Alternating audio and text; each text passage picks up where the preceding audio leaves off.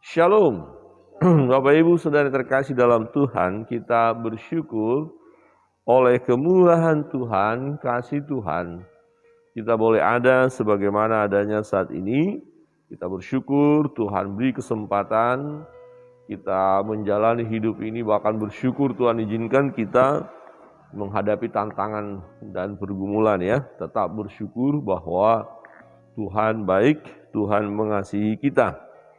Dan pembacaan firman Tuhan hari ini dari Yeremia pasal yang ke-49.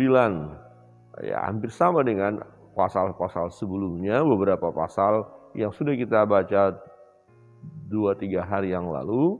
Ya, bagaimana bangsa-bangsa lain mendapatkan hukuman dari Tuhan. Ya, tentu ada alasan mengapa Tuhan menghukum bangsa-bangsa itu.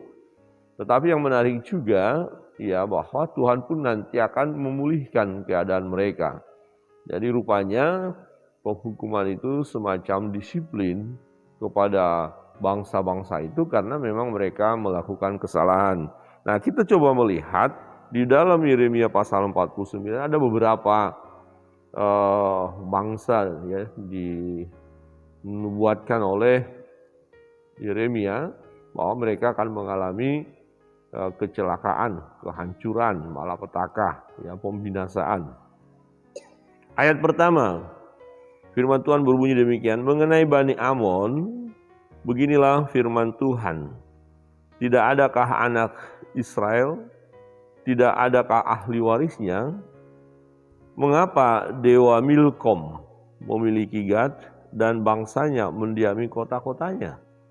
Sebab itu sesungguhnya waktunya akan datang, demikianlah firman Tuhan, bahwa aku akan memperdengarkan tempik sorak peperangan terhadap Raba Bani Amon. Kota itu akan menjadi anak bukit yang tandus dan kota-kota jajahannya akan dibakar dengan api. Maka Israel akan memiliki orang-orang yang dahulu memilikinya, firman Tuhan. Merataplah hai Hesibon, sebab pembinasa telah maju menyerbu. Berteriaklah hai putri-putri Raba, kenakanlah kain kabung, berkabunglah.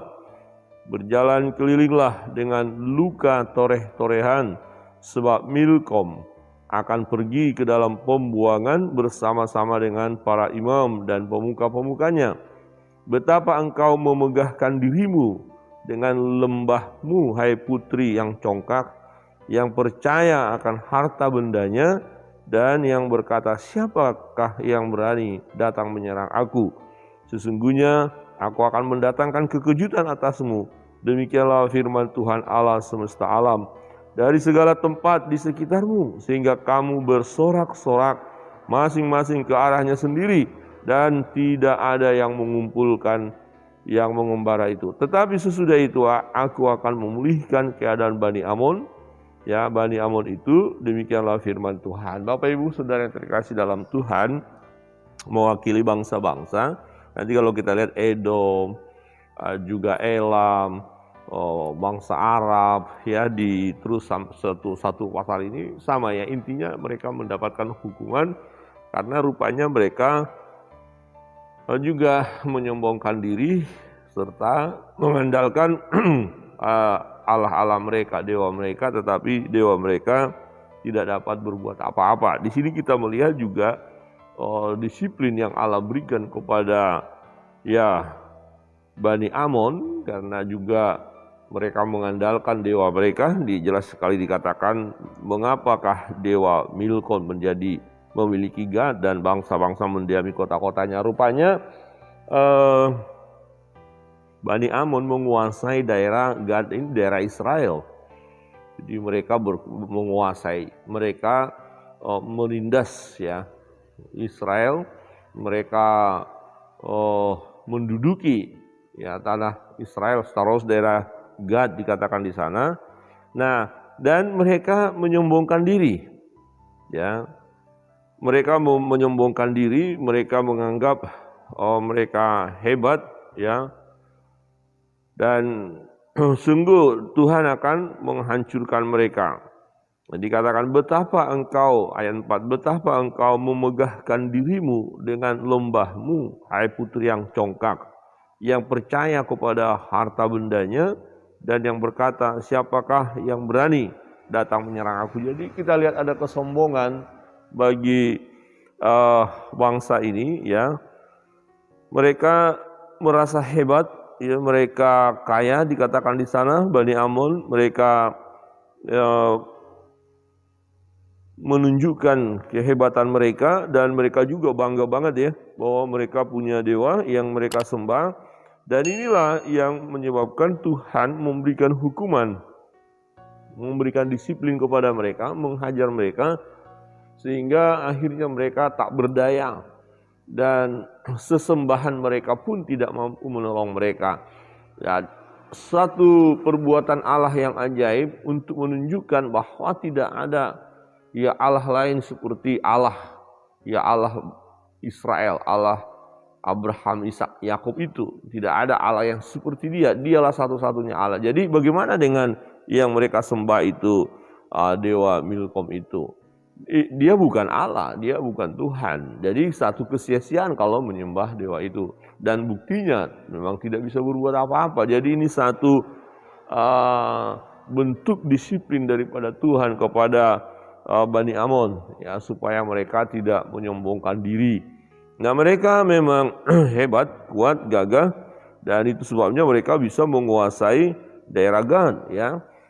Dan satu kebiasaan, ya, ketika mereka bersama imam-imamnya yang sembah, yang menoreh-noreh tubuh mereka.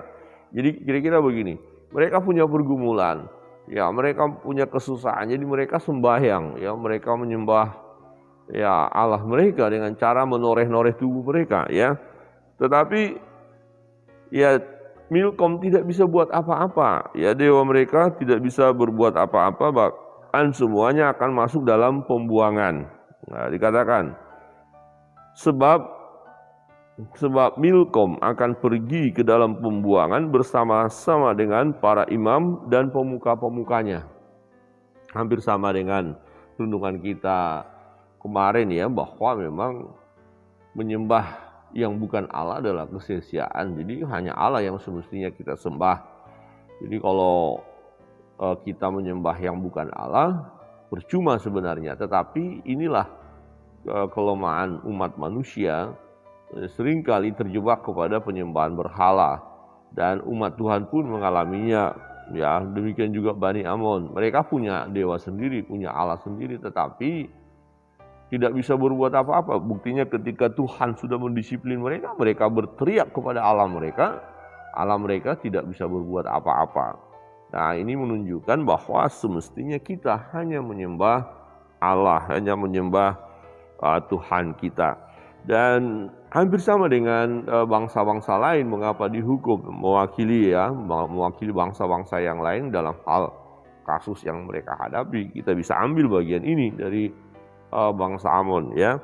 Ternyata mereka memegahkan diri, ya, sombong.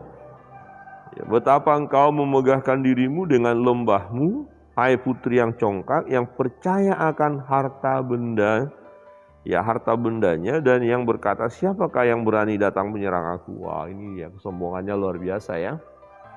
Siapa sih yang bisa melawan kita? Ya, kita kan hebat, kita berkuasa, kira-kira kita kaya juga, punya harta. Nah, berbahaya ketika kita menyombongkan diri, berbahaya ketika kita mengandalkan harta kita. Ya, ternyata harta kita tidak bisa berbuat apa-apa. Ada satu kisah seseorang yang kaya raya, dia sangat punya banyak uang, memang konglomerat, tetapi kemudian dia kena penyakit, ya. Dan setelah dia ke dokter, dokter berkata bahwa mereka tidak bisa menolong. Ya, mereka tidak bisa menolong karena memang penyakit itu ya belum ada obat, yang mengerikan sekali. Nah, kemudian orang ini yang kaya raya ini membawa uangnya sangat banyak dan menyerahkan ke para dokter, tolong dokter selamatkan saya, ya, sembuhkan saya, bawa uang. Tapi dokter berkata, minta maaf, sekalipun Bapak kasih semua uang harta Bapak, kami tidak bisa buat apa-apa. Mendengar itu dia kecewa banget, ya. Dan dihamburkan uangnya itu semua di di rumah sakit itu karena dia sedih, dia kecewa, ya, dia kehilangan pengharapan untuk hidup karena memang vonis dokter ini beberapa bulan lagi usia Anda. Penyakit ini mengerikan dan tidak bisa ditolong. Akhirnya dia kecewa dan dia buang itu semua uangnya di rumah sakit. Jadi apa yang bisa dia andalkan? Nggak bisa, karena memang harta tidak bisa menyelamatkan. Jadi sesuatu yang sangat menyedihkan kalau ada orang menggantungkan hidupnya kepada harta ya. Ada orang kalau dia punya uang baru merasa aman, nyaman, tenang, bahagia. Tapi kalau sudah tidak punya uang, dia begitu gelisah, begitu ketakutan. Ya begitu tak bersemangat hidup ini. Ya, itu kalau orang menggantungkan dirinya kepada uang. Uang perlu jelas, harta perlu. Siapa yang tidak menginginkan harta? Ya, hanya jangan sampai harta itu menyeret kita kepada kesombongan kita dan sampai berkata siapa yang bisa berhadapan dengan saya. Ada orang-orang yang punya uang yang banyak, dia terlalu sombong ya. Bahkan ketika ada orang yang mulai mengusik dia, gampang tinggal dia kasih uang dan dia berkata kepada orang-orang yang dikasih uang, tolong selesaikan dia. Uang iri ya. Uang mengatur segalanya, ada orang berkata uang yang mengatur segalanya. Tapi sebenarnya tidak juga, sebab ada batas yang dimiliki uang itu ya. Misalnya seperti tadi, mau dikasih uang banyak pun untuk menyembuhkan orang itu nggak bisa. Dan tidak juga semua orang bisa disuap ya. Ada orang yang mau menyelamatkan perkaranya udah kasih uang banyak, selesai sudah, nanti dulu. Beberapa orang mungkin bisa disuap, tapi ada orang-orang yang tidak mau disuap dan berkata, minta maaf, ambil itu uangmu. Ya, kamu harus menghadapi hukuman disiplin oleh karena kesalahanmu. Jadi uang kita butuhkan, tapi bukan segalanya. Jangan kita terikat, apalagi jangan sampai kita menyombongkan diri. Saudara yang terkasih dalam Tuhan, Amon didisiplin oleh Tuhan. Dan Tuhan berkata apa? Sesungguhnya aku mendatangkan kekejutan atasmu. Demikianlah firman Tuhan, Allah semesta alam. Jadi mereka kaget ya. Waduh, kok jadi begini? Musuhnya kok hebat banget. Tadi mereka berkata, siapa yang bisa melawan kita? Ayo, berani coba. Nah ini kadang-kadang bahasa orang sombong itu ya. Berani kamu sama aku? Coba. Ya, coba. Tahu-tahu datang musuh yang lebih hebat. Aduh. Kaget dah, aduh ternyata saya ini nggak ada apa-apanya. Ya kita melihat banyak orang yang di media sosial ya memamerkan kehebatannya, kesombongannya ya. Berkata apa kamu, bagaimana kamu menyalahkan orang lain dan segala macam, merasa diri hebat.